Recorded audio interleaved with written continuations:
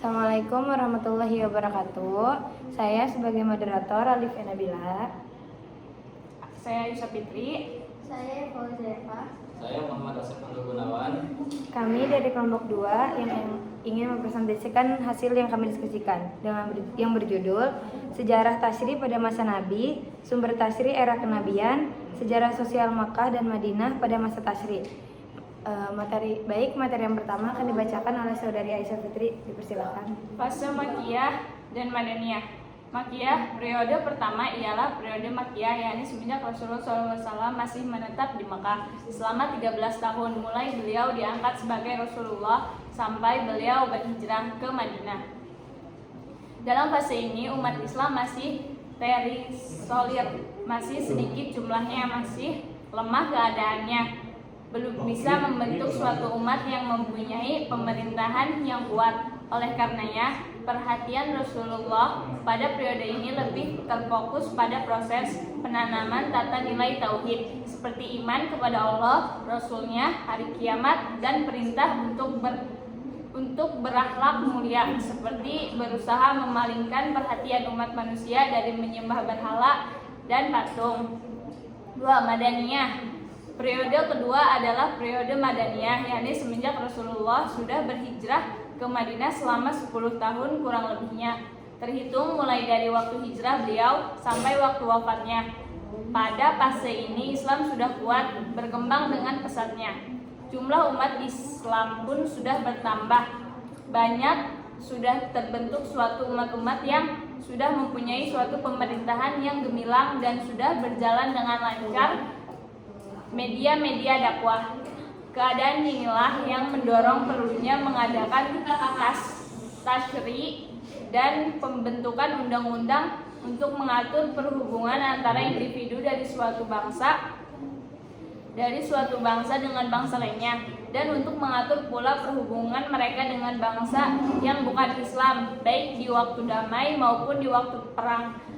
Untuk kepentingan inilah maka di Madinah ditentukan hukum-hukum perkawinan, perceraian, warisan, perjanjian, hutang pihutang, kepidanaan, dan lain-lain. Baik, materi yang kedua yang akan dibacakan oleh saudari Eva Huzaifa. Silakan. Pengaruh tarikh tasyri.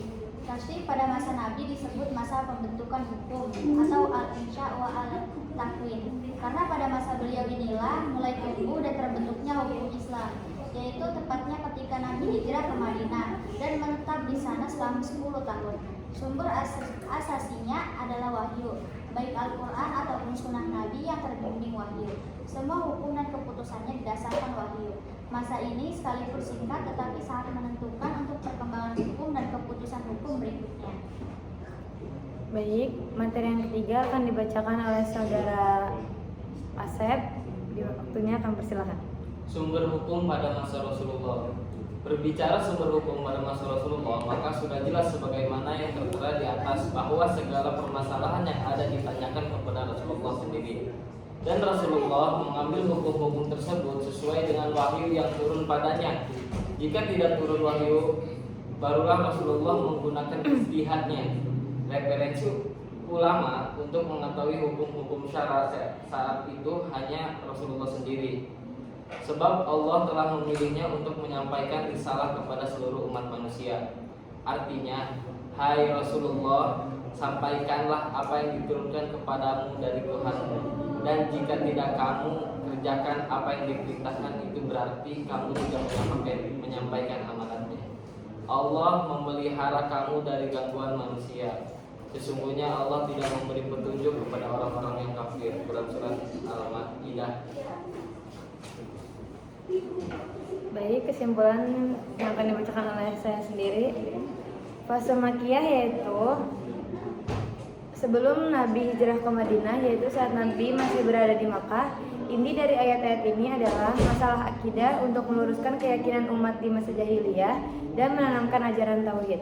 Sedangkan fase Madaniyah yaitu setelah Nabi hijrah ke kota Madinah, inti ayat-ayat ini adalah masa hukum dan berbagai aspeknya. Pengaruh tasyri pada pada masyarakat saat itu menghasilkan kehidupan yang sangat baik.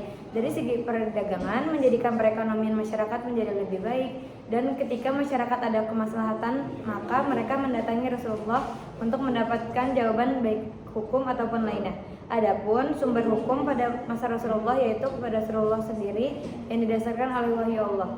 Jika tidak turun wahyu, maka Nabi berijtihad. Terdapat banyak pendapat tentang jumlah ayat-ayat hukum yang turun. Namun, sebagai ulama menyebutkan tidak lebih dari 200 ayat, sementara Imam Al-Ghazali menyebutkan mencapai 500 ayat. Kemudian pada uslub yang digunakan di dalam Al-Quran sangat bervariasi untuk menjelaskan makna perintah, larangan, dan pilihan. Hal tersebut menunjukkan kesempurnaan dan keindahan wahyu ilahi. Baik, itu saja yang bisa kami sampaikan, kurang lebihnya mohon maaf. Wabillahi taufiq wal hidayah. Assalamualaikum warahmatullahi wabarakatuh.